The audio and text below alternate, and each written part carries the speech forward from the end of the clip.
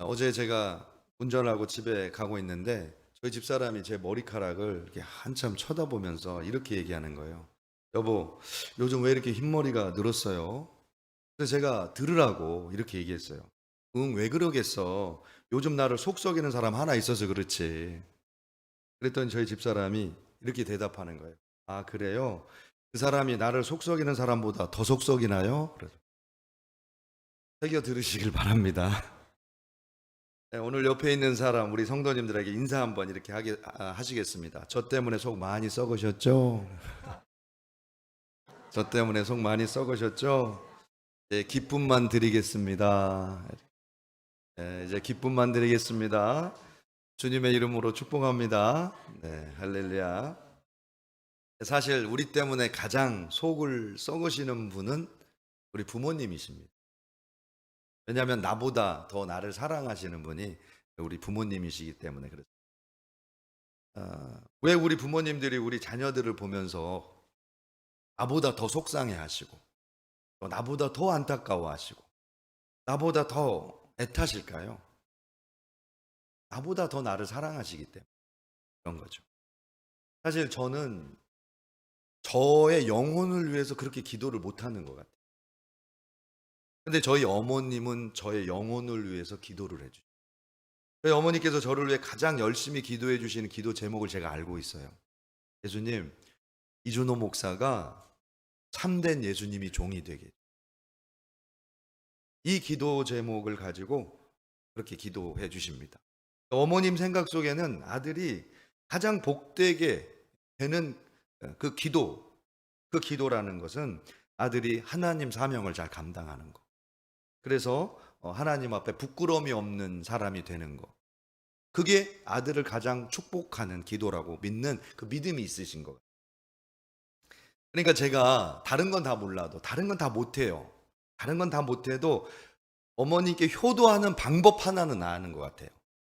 딱 하나. 다른 건 다 못하고, 다 제가 효도를 다 못하고 정말 불효하는 마음이 너무 많은데, 딱 하나 아는 게 있다면, 하나님 앞에 사명과 충성을 다하면 어머님 앞에 부끄러움 없겠다. 주님 앞에 부끄러움 없이 저에게 맡겨준 사명을 잘 감당하는 게 효도이겠다. 이런 마음을 제가 갖는 거예요. 다시 말씀드린다면은 제게 맡겨주신 사명을 감당하는 것, 이거는 하나님과 나와의 문제만이 아니라 부모님과 나와의 문제고, 또 부부 사이의 문제고, 내 자녀들을 위한 문제, 아주 중요한 문제라는 사실을 오늘 제가 여러분과 함께 나누길 원합니다. 오늘 우리가 읽은 에스겔서 3장에 보면 선지자 에스겔이 하나님으로부터 사명을 받는 장면이 기록되어 있는데요. 에스겔은 바벨론이 예루살렘을 두 번째 침공했을 때 잡혀갔던 포로가 됐던 선지자입니다. 2차 포로에 희생됐던 선지자인데요. 597년 2차 침공 때 포로로 잡혀갑니다. 그는 원래 제사장이었는데 성전이 기능이 상실되고 거의 이제 예루살렘이 멸망하면서 성전이 파괴되면서 제사장 직분을 감당하지 못합니다. 그리고 하나님으로부터 선지자로 부름을 받는, 쓰임받는, 바벨론에서 선지자의 사명을 감당하는 선지자가 됩니다. 그런데 이 하나님께서 에스겔 선지자를 선지자로 부르신 후에 사명을 주셨는데요. 파수꾼의 사명을 감당해라, 이렇게 부르십니다. 오늘 성경 말씀 3장 17절 말씀에 이렇게 기록이 되어 있는데요. 같이 한번 읽어보도록 하겠습니다. 인자야, 내가 너를 이스라엘 족속의 파수꾼으로 세웠으니 너는 내 입의 말을 듣고 나를 대신하여 그들을 깨우치라. 아멘.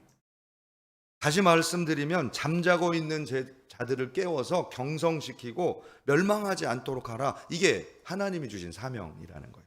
크게 두 가지로 전해야 할 메시지를 요약을 할 수 있는데요. 첫째는 악인들을 깨우쳐서 악한 행동에서 돌이키게 하라는 겁니다. 두 번째로는 의인들을 깨우쳐서 의인들이 다시 범죄로 돌이키지 않도록 경고하라는 메시지를 전달하라는 거죠. 자, 여러분 언뜻 보면 어떻습니까? 뭐 별거 아닌 사명 같으시죠? 아니, 악인들한테 심판을 경고하고 의인들한테 범죄하지 말도록 메시지를 전달하는 거, 전달하면 되는 거 아닌가? 쉽네. 이렇게 생각하실 수가 있습니다. 자, 그런데 하나님께서 이 사명을 선지자에게 맡기시면서 아주 무서운 또 엄중한 요구를 하십니다. 만약 네가 그 사명을 감당하지 못했을 때는 그들의 영혼의 핏값을 내게 물을 것이다. 그러니까 이 에스겔이 파수꾼의 사명을 감당할 때 자기 생명값을 내어놓고 자기 생명값을 대신해서 이 사명을 감당해야 된다라고 하는 엄중한 요구를 하나님께서 이렇게 요구하시는 거죠. 악인을 향해서도 에스겔서 3장 18절에 그 악인들을 돌이키지 않으면, 깨닫게 하지 못하면 그 핏값을 내게 찾으시겠다 이렇게 말씀하시고, 또 이어지는 20절 말씀에도 의인들을 깨우치지 못한다면, 그들이 깨닫지 못하고 멸망하게 되면 그들의 핏값을 내게 찾으실 거다 이렇게 설명을 하셨습니다. 자, 여러분, 에스겔이 선지자로 부름을 받아서 감당해야 하는 그 무게가 얼마나 엄중한지 여러분 생각해 보시기를 주님의 이름으로 축복합니다. 여러분, 에스겔의 입장에서 한번 생각을 해보세요. 에스겔이 아무리 바벨론에 끌려가서 거기서 잘 돼서 죽지 않고 잘 살고 거기에서 일이 잘 풀려서 부자가 되고 모두가 부러워하는 만족스러운 삶을 산다고 해도 그가 하나님의 사명을 감당하지 못하면 결국 그 영혼은 하나님의 책망으로 그 영혼들에 대한 핏값을 에스겔에게서 하나님이 찾으신다고 하셨으니 그가 무슨 복락을 누린다 하더라도 사명을 감당하지 못한다면 무슨 의미가 있겠냐는 거예요. 에스겔의 입장에서. 제가 이렇게 말씀을 드리면 우리 성도님들 눈빛을 제가 보면 안도의 한숨을 쉬시면서, 그래, 이거는 나한테는 하시는 말씀 아니고 우리 선지자들에게는 하시는 말씀이고, 저 목사님이 들으라고 하시는 말씀이네. 여러분의 눈빛이 그러세요. 화살을 저한테 막 다 쏘시면서 당신 제대로 해, 이런 눈빛입니다. 사랑하는 성도님 여러분, 그런데요, 우리가 예수님을 믿고 믿음의 조상으로 아브라함을 우리가 생각하지 않습니까? 믿음으로 예수님 안에서 우리의 믿음의 조상은 아브라함인데, 성경에 보면 그 아브라함을 하나님이 선지자로 부르셨다 이렇게 말씀하고 있습니다. 그러니까 우리가 예수님을 믿는 믿음 안에서 우리는 선지자의 자손입니다. 저와 여러분들이 선지자입니다.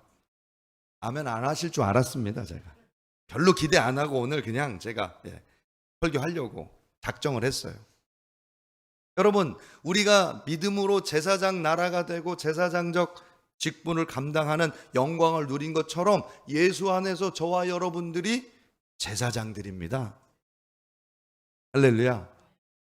여러분, 우리가 예수 안에서 다윗과 같은 왕과 같은 제사장, 영광스러운 왕권을 가진 여러분 하나님의 거룩한 백성이고 하나님의 덕을 선포하도록 위임받은 선지자 중에 선지자임을 믿으시기 바랍니다. 여러분, 우리가 예수 안에서 특권을 누리고 있죠. 믿음으로 여러분 우리가 누리는 이 특권은 다윗 왕과 비교할 수 없고 솔로몬 왕과도 비교할 수 없는 놀라운 영광을 우리가 소유하고 누리고 있습니다. 예수 안에서. 그러면 거기에 합당한 왕권적 책임이 있다는 사실을 기억하셔야 돼요.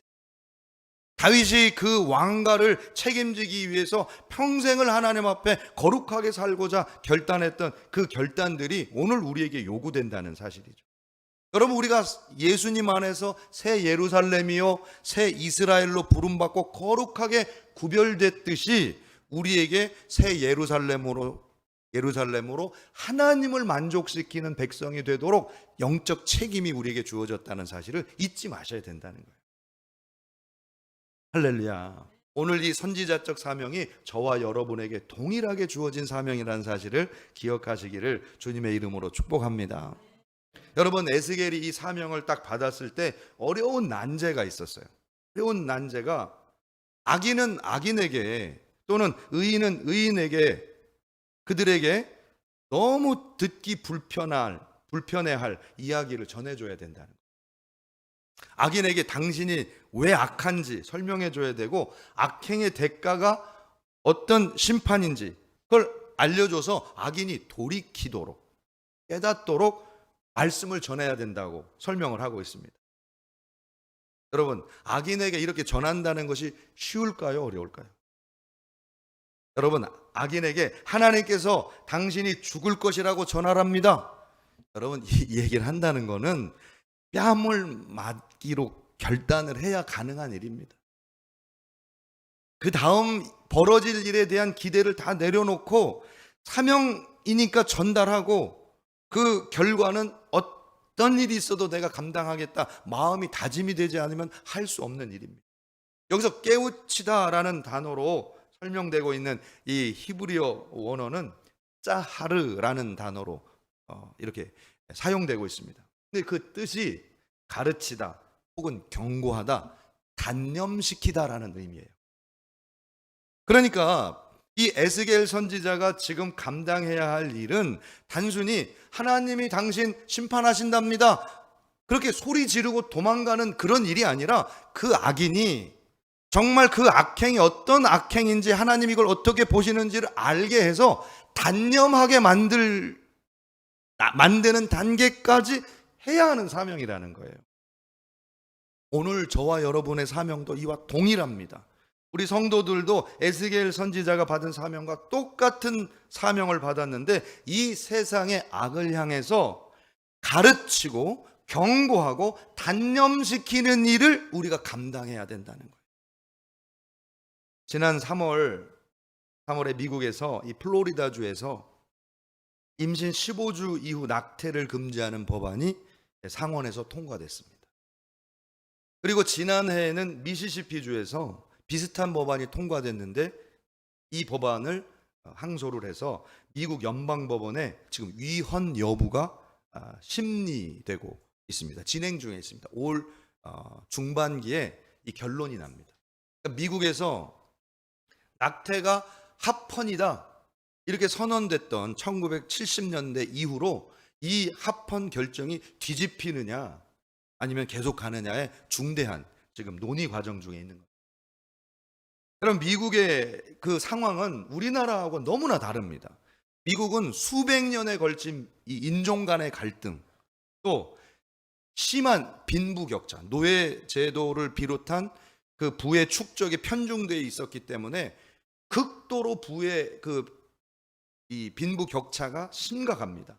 거기에다가 인신매매, 마약, 성폭행, 근친상간, 우리가 상상할 수 없는 악한 일들이 복잡하게 이루어지고 있는 사회가 미국 사회입니다. 그 사회 속에서 이 낙태 법안이 얼마나 논쟁이 뜨거운지 모릅니다. 그런데 미국처럼 낙태가 자유롭게 행해지고 있는 나라가 어디냐? 대한민국입니다. 미국만큼 매년 아이들이 낙태로 죽어가고 있는 나라가 어디냐? 대한민국입니다. 미국처럼 인종 갈등도 없고 심각한 빈부 격차도 없고 미국처럼 마약이나 범죄 조직이나 강력 범죄가 그렇게 많지도 않음에도 불구하고 낙태가 미국처럼 자유롭게 이루어지는 나라가 대한민국이에요. 왜 그러느냐? 한국 교회가, 한국 사회가 미국보다 더 몇십 갑절, 몇백 갑절 타락했다는 얘기라는 거예요. 몇백 갑절이나 교회와 성도들이 사명을 감당하지 않고 있다는 얘기입니다. 여러분, 법을 제정시키고 또 이 법을 적용하고 그에 따른 부작용과 또 피해자들을 구제하는 일, 굉장히 복잡한 일입니다. 그런데 오늘 크리스찬들이, 우리 성도님들이 할 수 있는 일들이 있습니다. 우리 가정 안에서 내 자녀들에게, 우리 부모님과 우리 가정 안에서 무엇이 악한 일이고 무엇이 악의 결과이고 우리가 어떻게 해야 하나님 뜻에 순종하는지를 마음으로 새기는 일을 우리들이 할 수 있다는 겁니다. 또 이것을 해야 된다는 겁니다. 그리고 우리 가정에서 이 악이 근절되도록 결단하는 일을 저와 여러분들이 해야 되는 줄로 믿습니다. 여러분, 미국의 감리교회, 미국 연합감리교회는 지금 심각한 위기 가운데 있습니다. 동성연애자 안수 문제 때문에, 동성연애자 목회자 안수 문제 때문에 찬성과 반대가 여론이 갈리면서 이 교단 자체가 이미 분열이 예정돼 있습니다. 모든 합의가 끝났고 분열을 선포하는 날짜만 기다리고 있습니다. 동성연애에 대한 찬반이 아니라 동성연애자 목회자를 안수할 거냐 말 거냐에 대한 문제입니다. 그러니까 동성연애는 이미 다 오픈되어 있습니다. 은연중에 동성연애 목회자들이 설교하고 있고 예배를 집례하고 있고 주례하고 있고 세례를 베풀고 있습니다. 이걸 공식화시킬 거냐 그냥 은밀하게 하도록 내버려 둘 거냐에 대한 찬반으로 이미 갈려졌다는 거예요.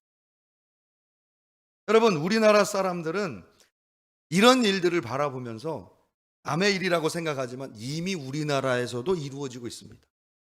동성연애자 목회자가 주례를 서는 일이 벌써 벌어졌고 또 세례하고 안수하고 설교하는 일들이 암암리에 이루어지고 있습니다. 한국 사회는 너무나 악으로 치우치는데 빠릅니다. 왜? 한국 민족은 논리적이지 않아요. 좋아 보이면 그냥 수용하고 한국화를 시켜버린 다음에 세계화까지 시켜버립니다. 너무나 활발한, 영적으로 활발한 민족이에요. 그냥 받아들여서 확대시켜서 세계화 시켜버려요. 여러분, 우리가 교회가 감당해야 할 일이 얼마나 막중한지를 깨달으실 수 있는 저와 여러분들 다 되시기를 주님의 이름으로 축복합니다. 여러분, 우리가 생각해 보세요. 아무리 자녀들이 부모님의 가슴에 꽃을 달아드리고 선물을 갖다 주고 부모님 찾아와서 기쁘게 해준다고 해도 결국 자녀들이 하나님 말씀을 모르고 무엇이 악인지, 악에 대해서 하나님이 어떻게 심판하실지에 대한 자각이 없다면, 그리고 그 영혼이 하나님 앞에 깨어있지 않아서 멸망이 눈앞에 와 있다면 정말 기뻐하실 수만 있겠습니까? 꽃이 달려있다고 즐거운 거예요? 오늘 찾아왔다고 기쁜 거예요? 사랑하는 성도님 여러분, 십계명 제5계명이 무엇인지 다들 잘 아실 겁니다. 출애굽기 20장 12절 말씀에 이렇게 되어 있습니다. 내 부모를 공경하라. 그리하면 내 하나님 여호와가 내게 준 땅에서 내 생명이 길리라. 여러분, 왜 하나님은 제5계명으로 내 부모를 공경하라 이런 계명을 주셨을까요? 앞에 4계명, 첫째, 나 외에 다른 신들을 내게 두지 말라. 둘째, 너를 위해 우상을 만들지 말라. 셋째, 내 하나님 여호와의 이름을 망령되이 일컫지 말라. 넷째, 안식일을 기억하여 거룩하게 지키라. 이 4가지 명령을 잘 지켰을 때 보이는 존재가 누구냐? 부모님이기 때문에 그렇습니다. 5번째 계명을 5번째이기 때문에 5번째 중요해서 주신 계명이 아니라 하나님을 잘 섬기고 바라보면 가장 먼저 우리 마음에 걸리는 분이 누구냐? 부모님이라는 거예요. 하나님 앞에 충성을 다하고자 하나님 앞에 예배하고 나면 보이는 분이 누구냐? 우리 부모님이라는 겁니다. 그래서 그 부모님을 가장 잘 섬길 수 있는 방법은 하나님을 만난 자, 하나님을 예배한 자가 하나님처럼 우리 부모님에게 사랑과 존경을 드릴 수 있게 된다는 사실을 여러분 기억하시길 축복합니다. 여러분, 부모를 가장 존귀하게 하고 부모를 가장 기쁘게 하고 행복하게 해줄 수 있는 자녀가 누굴까요? 그 마음에 하나님 외에 어떤 우상도 섬기지 않는 자녀입니다. 그 삶과 행위에서 어떤 우상도 만들지 않고 절하지 않고 숭배하지 않는 자녀야말로 가장 효도하는 자녀입니다. 하나님을 두려워할 줄 알고 그 이름에 합당한 영광을 돌리는 책임 있는 믿음을 가진 자녀가 효도하는 자녀입니다. 하나님을 예배하는 삶을 가장 중심에 두는 그 자녀야말로 그 삶 자체가 효도가 되는 거예요. 어제 등반 선교에 등반이 있었는데 정말 유익한 시간이에요. 은혜가 되고. 근데 산을 이렇게 종종 다니다 보면 산에 산소가 잘 가꿔져 있는 곳을 보게 됩니다. 뿐만 아니라 경치가 좋은 곳에 잔디를 잘 입히고 비석도 잘 세우고 움막을 지어놓고 그 자손들이 아침 저녁으로 제사 드리고 아침 저녁으로 그 묘를 잘 가꾸는 그런 모습들을 종종 보게 됩니다. 그게 정말 효도일까요? 밤낮 없이 잔디를 가꾸고 묘를 가꾸고 찾아와서 절하고 술을 부어 드리는 게 정말 효도일까요? 아니면 자기의 삶을 가장 아름답게 보람 있게 가치 있게 살아가는 게 효도일까요? 내게 육신의 생명을 주신 부모님께 가장 가치 있게 내 인생을 살아드리는 일이 정말 무엇일까요? 하나님을 잘 섬기고 하나님의 사명을 잘 감당하며 하나님께 잘했다 칭찬받는 인생이 아니겠습니까? 이 세상의 부귀 영화, 부귀 공명, 이것을 얻는 일이 부모님에게 효도하는 일이라고 우리는 그렇게 배우고 또 그렇게 경험을 하고 있습니다. 그러나 이 부귀 공명도 이 땅에서 잠시 부모님께 기쁨을 드릴 수 있을 뿐이지, 여러분, 영원한 생명을 얻지 못하고 멸망과 심판에 떨어진다면 그보다 큰 불효가 어디 있습니까? 사랑하는 성도님 여러분, 우리 부모님을 위해서라도 예수 잘 믿으시기를 축복합니다. 여러분, 우리 자녀들을 위해서라도 우리 하나님 잘 믿읍시다. 이 믿음이 저와 여러분의 가정 위에 넘치시기를 주님의 이름으로 축복합니다. 여러분, 오늘 본문 속에서 에스겔 선지자에게 남은 한 가지 어려운 난제가 더 있었습니다. 그건 의인들이 자기 행한 의로 말미암아서 교만해지고 그로 죄를 범함으로 멸망하게 되는 이 일을 경고하라는 그런 문제였습니다. 여러분, 선지자에게 악을 악하다고 책망하는 일보다도 사실 더 어려운 일이 뭐냐? 자칭 의인들에게 죄 짓지 말라고 경고하는 일이야말로 사실은 가장 어려운 사명입니다. 의인들을 교육한다는 거, 경고한다는 거, 깨닫게 하고 경고하고 단념시키는 거, 이게 가장 어려운 일 중에 어려운 일입니다. 여러분, 여기에 교육 전문가들이 많이 계신데요, 유치원부터 초등학교 또 중고등학교 대학교까지 단계 교육이 있잖아요. 어느 단계가 가장 어려울까요? 교육에서 유치원에서부터 대학교까지 문제입니다. 답은 다 어렵답니다. 여러분, 사람을 교육한다는 건 정말 어려운 일이에요. 특히 유치원생들이나 초등학생들을 가르친다는 건 가장 어려운 일 중에 어려운 일입니다. 그런데 유치원생들이나 초등학생들은 교육하기는 어렵지만 교육의 결과, 교육의 효과는 최고입니다. 가르치기는 너무 어려운데, 그러나 그들을 향하여 정성을 다 해서 가르치면 그 교육 효과가 탁월하다는 거예요. 왜 그럴까요? 그들은 자기가 부족하다는 것을 인정할 수밖에 없는 사람들이기 때문에 그래요. 유치원생들은 자기가 부족하다는 걸 알아요. 초등학생들은 자기들이 배워야 한다는 걸 압니다. 그래서 교육의 목표도 실현될 수 있고 교육의 비전도 가능합니다. 그런데 대학교 이상 가면, 아니 요즘은 중학교 이상 가면, 중학교만 넘어가면 교육의 목표가 의미가 없습니다. 교육의 목표를 설정해도 지식 전달 이외에는 교육의 목표를 이룰 수가 없어요. 왜? 지식을 받아들여서 그것을 사용하는 것은 받아들이는 사람 마음이기 때문에.